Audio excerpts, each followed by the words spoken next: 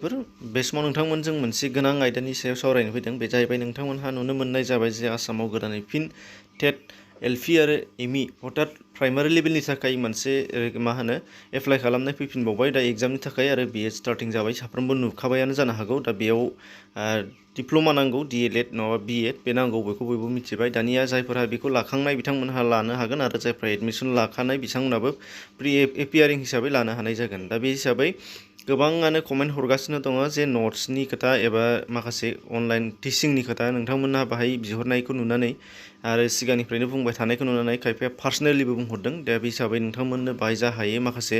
हेफाजाब होनो नागिरदों दा बे हिसाबै नोंथांमोनहा बाहाय गासैखौबो हायाबाबो माखासे खिनिखौ मोननो हानाय जागोन फैदो बाहाय गोबाव खालामाजासे जोङो जागायलांदिनि दा बेयावहाय नोंथांमोननो सिलेबास बेस खालामनानै मोनफा मोनफा बुजायलांनो थाखाय थिनदों जिहेतु नोंथांमोना बाहाय नायगोन आरो बे हिसाबै जोबासो जाखागोन मानो होनबा सिलेबास गैयाबाथ' जानाय नङा बाहाय आङो नोंसोरनो लाबोदों मोनसे प्राइमारि लेभेल एलपिनिफ्राय आरो मोनसेया जाबाय इउपिनिफ्राय दा बे मोननैबो सिलेबासनि बाहाय दङ ए नाम्बार 8 सिलेबास एनि पइन्टनि थायाव थानाय नाम्बार 2नि बाहाय दङ खन्थाइगिरि रायथाइगिरि आरो ओरैहायबो दङ इउपियावबो थुनलाइगिरि खन्थाइ रायथाइ आरो फावथाइ बाहाय दङ खन्थाइ रायथाइ आरो फावथाइ अब्ला सुंद' सल' सल'मा बेफोरनि बागै बेयाव फैनाय नंलिया बेनिफ्राय दङ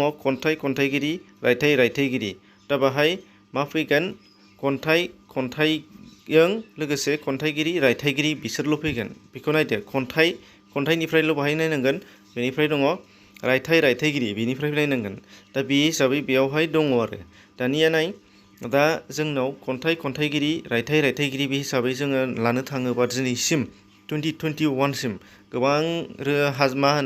बिजाब ओंखारलांबाय 1000नि बारा जालांबाय दा बेयाव जोङो बबेखौ माखौ मुखास्थ' लाजेननो बेबायदि खोथा फैयो नाथाय बे नङा फ्राय जोंनो मेक्सिमाम गोजामनिफ्राय फैगोन गोजाम जोंहा दङ 1915निफ्राय 1952 सिम माने 52 बर' थुनलाइ आफाद एबा साहित्य सभा दाजानायसिम दा बेनिफ्राय बे गोजामावथ' साननो हायै गैथारा एसेल'थार आरो बेनिफ्राय उननि समाव गोबां दङ दा गोबांनि बेलायावबो जोङो 1952निफ्राय लानानै जोङो 2000 मायथाइसिम लाबानो बियो जथेस्थ' जागोन थोजासे जागोन दा बेखौ नोंसोरनो आङो आइडिया होगोन आरो खेबसेनो माब्रै मोनगोन बेफोरखौबो नोंसोरनो गासैखौबो खिन्थाना होजोबगोन आरो मा बिजाबनि हेफाजाब लानांगौ बेखौबो खिन्थागोन मानो होनबा बैफोर बिजाबनिफ्राय गासैबो नट्स नोंथांमोननो आं बाहाय होनो हानाय नङा मानो होनबा दा फारि मिथिलांगोन दा जिखियानो जाया मानो बेफोर गोजाम बिजाबफ्राथ' फ्राय मेटारियेल हिसाबै प्रेक्टिकेलि आंनावबो दंजोबखायो दा बेखायनो नोंथांमोननो जा हायो बेखौ खिन्थागासिनो दङ नायदो दा गोजाम बर' थुनलाइनि बेलायाव 1915निफ्राय 1952 आं दहायनो होनखाबाय बर' थुनलाइ आफाद दाजानायसिम दा बेखिनिसिम दा बेयावहाय जोंहा नायनो गोनाङा जाहैबाय जोंहा फैयो माबे खन्थाइगिरि रायथाइगिरि सोर मा खन्थाइ लिरदों मा रायथाइ लिरदों आरो मा बिजाब दिहुनदों माबे मायथाइयाव बेफोरो कमन एकदम मोनफा नङा मोनफा फैखागोन दा बाहाय आङो बर्ड खिन्थाबाय बबेयावबो खन्थाइनिल' दङ दहायनो एलपिनियाव आरो इउपिनियाव रायथाइ आरो खन्थाइ दङ आरो फावथायबो दङ दा बे हिसाबैनो आं गासैखौबो खिन्थागोन जयैनो नोंसोर नायबानो जाबाय दानिया गोजाम बर' थुनलाइनि फार्स्ट बर' बिजाब ओंखारजेननाया बर'नि फिसा अ आयेन गोदोनि गवालपारा जिल्लानि दा बेनिफ्राय बाहाय मिथिनो गोनाङा दङ बाहाय नोंसोरो नुनो मोननाय जागोन गंगाचरन कछारी नरपति चन्द्र कछारी बिथांमोना बेखौ सुजुनानै दिहुनदों बेयो 1915 मायथाइयाव आरो बेखौ हाब्राखात बर' सनमिलनिया बेखौ दिहुननाय जादों नोंसोरनो बाहाय खिन्थानानै होनाय जाबाय बेनिफ्राय बियो जोंहा दा बर'आव साफायजाबसिननाय दंसै बर'आव फरायनानै नायनो हागोन बर'निबो दंसै दा बे आंना असमियानि रावा असमियानि लिरनाया खायफाया बर'नि बिदि जानानै दङ बिजाबानो बेनो दा बे जाबाय बिजाबा बेयो मोनसे जास्ट आयेन खान्थिनि बिजाब माने आरो नेमखान्थि एबा आयेन खान्थिनि बिजाब बै समनि बर'फोरनि थांनानै थानायनि थाखाय आरो बे गवालपारा ओनसोलनि दा बेल' बे बिजाबनि केरेक्टार एबा बे बिजाबनि बाहागोआ खालि बेयाव रायथाइ खन्थाइ जेबो गैया दानिया फैदो नेक्स्टआव जोंहा 1923 बे जाहैबाय खन्थाइ मेथाइ बे खन्थाइ मेथाइखौ लिरदोंमोन जोंहा मदाराम ब्रह्म आरो रुपनाथ ब्रह्म बिथांमोनहा जेराव नोंसोरनो बाहाय गोजाम कपिया आंनावनो दङ बेखौ नोंथांमोना नुदों बेनिफ्राय बेयावहाय गासै मा कन्टेन्ट दङ बेखौ सोंनो हायो बेखायनो नाथाय बे बाथ्राखौ गोसोआव लानांगोन बे खन्थाइ मेथाइ बिजाबाव बिथांमोनहा मदाराम ब्रह्म आरो रुपनाथ ब्रह्म बिथांमोनहाल' लिरदों बे नङा सुजुनानै दिहुननाया बिथांमोनहा दिहुनदों नाथाय बेनि अनगायैबो गोबां साथाम साब्रैसो लिरगिरिफोरा बेयाव दंफायो दा बेखौबो मिथिनो गोनां दा बेनि सोमोन्दै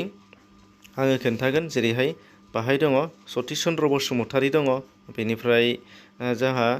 मा होनो माखासे दंबावो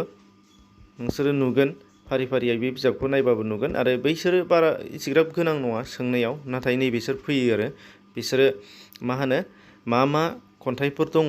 मोनबेसे खन्थाइ दङ बेखौ नाम्बारखौ गोसोआव लाबानो जाबाय मेथाइया गासै बाहाय 22था दङ मेथाइ बाहागोआव आरो खन्थाइ बाहागोआव 8था दङ दा बे बाथ्राखौ गोसोआव ला बे नाम्बारखौ सोंनो हागौ दा बेखौ गोसोआव ला बेनिफ्राय दङ नेक्स्टआव बिबार लाइसि दा बे बिबार लाइसिया जाहैबाय 1924 बेयो 1924आवनो खेबब्रै माने बिसान ओंखारदों भलुम ओंखारदों बे जाहैबाय सेथि नैथि आरो थामथि होनना दों जिहेतु दा बेबो कपिया दं गोजामबो दङ बे बर'आव सोलायफिननाय दानिया बेयावबो गोसोआव लानो गोनां जायखौ सतिश चन्द्र बसुमतारी सुजुदोंमोन बेनिफ्राय बावहाय गोबां रायथाइगिरि लिरगिरिफोरा बाहाय लिरदों आरो बेयाव बांला असमिया आरो बर' मोनथामबो रावजों बाहाय लिरजादों दा बर'खौ बर' हिसाबै बाहाय देबनागिरिजों साफायनायाव नुगोन आरो बेनिफ्राय बांला आरो एसामिसआ बांला आरो एसामिसनि आखराव दङ जेरै दं बिदिनो दिहुनफिनदों दा बेखौबो नोंसोरो नायनो हागोन जेरैहाय बाहाय आयदा हिसाबै बिबार खन्थाइ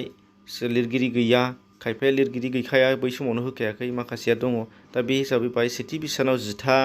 रायथाइ खन्थाइ आयदाफोर ओंखारदों बेनिफ्राय सेथि बोसोर नैथि बिसानाव 13था बेनिफ्राय थामथि बिसानाव 9था आरो ब्रैथि बिसानाव 9था बेबायदि ओंखारदों दा बे आं जिहेतु दा नोंसोरनो टिचिं खालामगासिनो दङ फोरोंगासिनो दं बेनि पिडिएफखौ नोंसोरनो मोनगोन ओंखायनो बेखौ सिन्था खालामनाङा मोजाङै मोनफा मोनफा खिन्थानांगौ साननो हागौ नोंसोर पिडिएफ मोनसे लिंक होगोन आं बेखौ डाउनलड खालामना लाबानो जाबाय बेनिफ्राय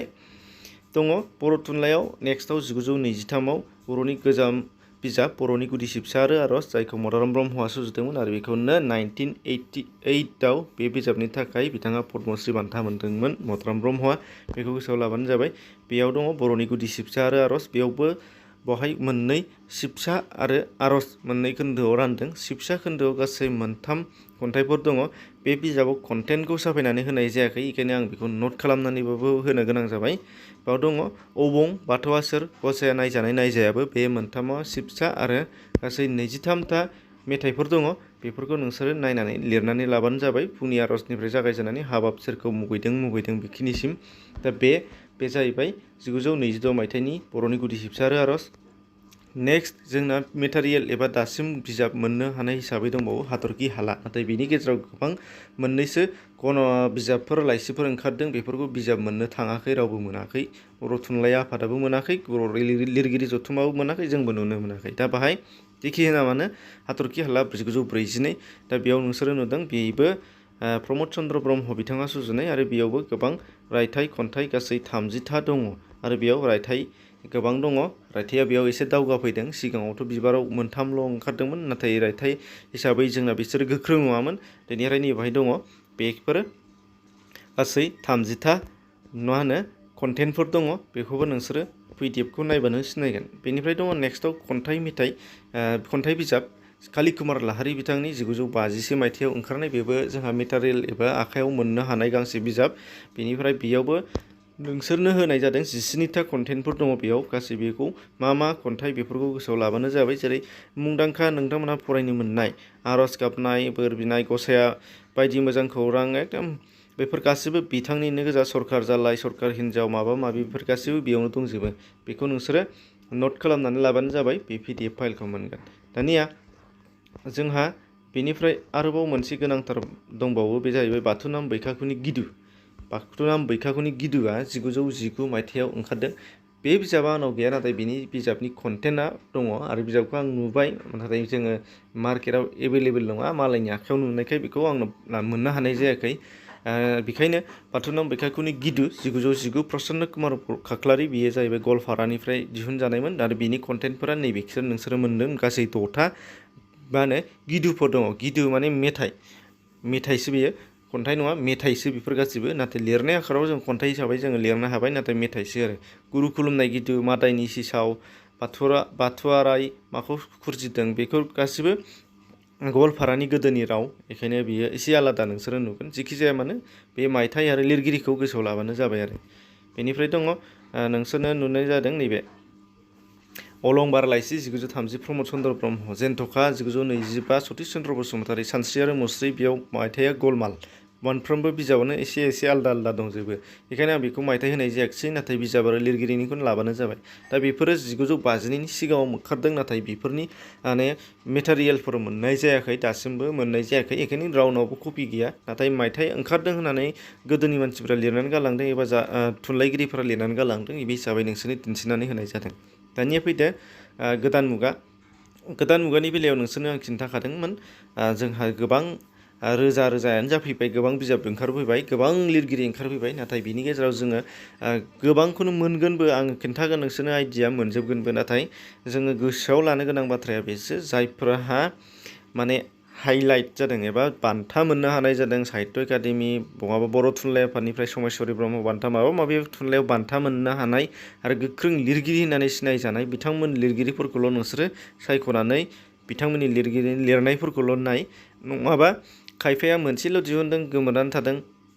मोनसे मोननै दिहुनदों नाथाय इसेग्राब गोनां नङा एबा इसेग्राब सान्थौ गोनां नङा बिजाबफोरा दा बेफोरबादि बेसेन खम एबा जों बुंनो थाङा लिरगिरि एबा मा होनो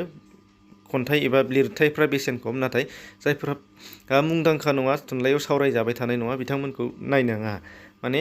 बासिनानै नाय माखासेया गोनांखा जेरै बाहाय दङ समर ब्रह्म चौधुरि बिथांमोनाथ' नीलेश्वर ब्रह्म काली कुमार लाहारी बिसोरथ' गोनांथार दा फारि फारि बिदिनो नायलां आरो गोदानाव ब्रजेन्द्र कुमार ब्रह्म अनिल बर' बायदिसिना गिदिर खन्थाइगिरि रायथाइगिरि बिथांमोननिखौ नायलां होनबानो कमन गोलैगोन मानो होनबा गासिबो 1000 2000 बिजाबखौ गोसोआव लानांगौ बेयो साफ्रोमनिबो थाखाय नङा टिचारनि थाखायबो नङा दा बेखायनो नायदो बेयाव नोंसोरनो 1970सिम होदों 1950नियाव मा ओंखारदों 59आवथ' गांसेल' समर ब्रह्म चौधुरिनि रादाब बेनिफ्राय नैबेहाय 61आव आगजु बिजाब काली कुमार लाहारीनि 62आव जुजाइनि अर सल'मा 66आव बैसागि सिख्लानि सल'बाथा काली कुमार लाहारी 68आव गांथामसो ओंखारदों सनाखि बिजाब आबै आबौनि सल' गोदान फैसालि डिमापुर 69आव मिथिंगानि देंखो आखल बादल बर' खुगा मेथाइ गुथाल बेफोर गासिबो ओंखारदों 70आव गासै गोबां ओंखारदों दानिया दा बेफोरबो नोंसोरनो आं बेहाय PDF नालाय बेखौ मोनलांफाखासिगोन बेखायनो स्क्रिनशटबो खालामनानैबो लानो हागोन जिखि जाया दानिया फैदो बेबादि गासैखौबो नोंसोर नायनो थाखाय नैबेयाव मोनसे गांसे बिजाब आगोलावबो आं बिनि सायाव भिडिअ बानायना खिन्थाखादोंमोन बे जाहैबाय नोंसोरो नुगोन बर' बिजाबनि फारिलाइ बारा नङा 100 थाखाल'मोन बेयो फार्स्ट दिहुननायमोन दा बे बर' बिजाबनि फारिलाइखौ बर' रेबग्रा जथुमा बेखौ माने गासैखौबो कालेक्ट खालामनानै बुथुमनानै मा मायथाइयाव मा बिजाब दङ बेखौ बिथांमोना दिहुनदों आरो बियो गासै दा 2025सिममोन बियो फार्स्ट दिहुननाय कपि बिनिफ्राय सेकेन्ड एडिसन थार्ड एडिसन दाहालागै ओंखारबाय जानांगौ आं खोनादों दा बेखायनो नोंसोरो नाय मार्केटाव लाय बिनिफ्राय नाय अब्ला 2000 गैयाबाबो 19सिम मोननो हागोन आरो खमावबाबो 19सिम नङाबा 18सिम मोननो हागोन आरो बेयाव थालांनायखिनिखौबो मोननो हागोन दा बेयाव मायथाइ हिसाबै सोर बिजाब मा बिजाब दिहुनदों खन्थाइ रायथाइ फावथाइ बेफोर गासैखौबो बेयाव नोंसोरो मोनजोबखागोन जेरैहाय नोंसोरनो बाहाय एग्जाम्पल खिन्थादों नैबे मोनसे पेजनि 1982नि 83आव 93आव बे 83 बिदि 85 बिदि मोनगोन आरो गासैखौबो मोनजोबगोन